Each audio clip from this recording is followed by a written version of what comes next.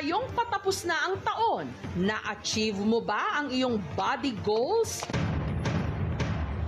Dito sa Kalbayog sa Samar, ang ilang mga kabataan, hindi pagpapapayat ang iniinda, kundi ang pinapangarap nila, porta o pagpapalaki ng mga patpati nilang katawan.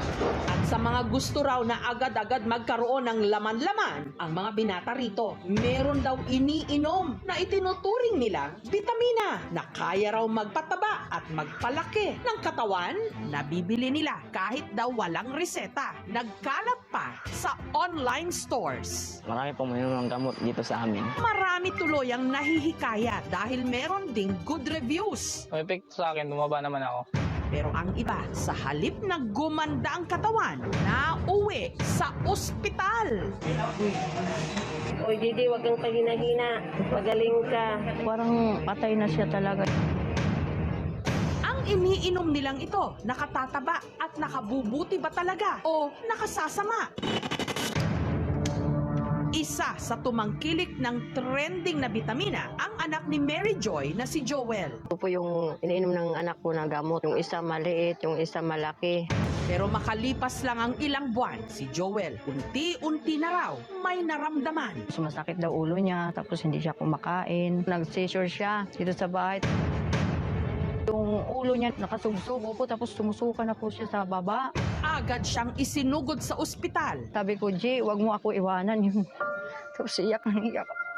Anong klaseng gamot nga ba ang mga ito? Ang trending na mga gamot.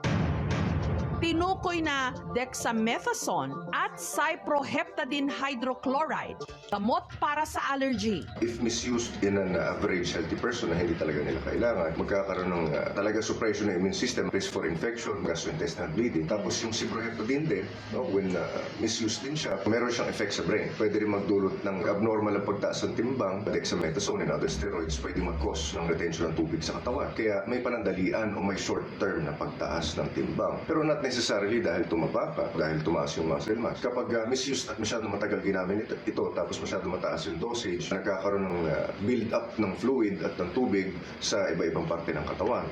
Samantala, matapos maisugod sa ospital, si Joel nagkamalay. Dito. Parang masip. Kanina pa. Pero nakaratay pa rin sa higaan.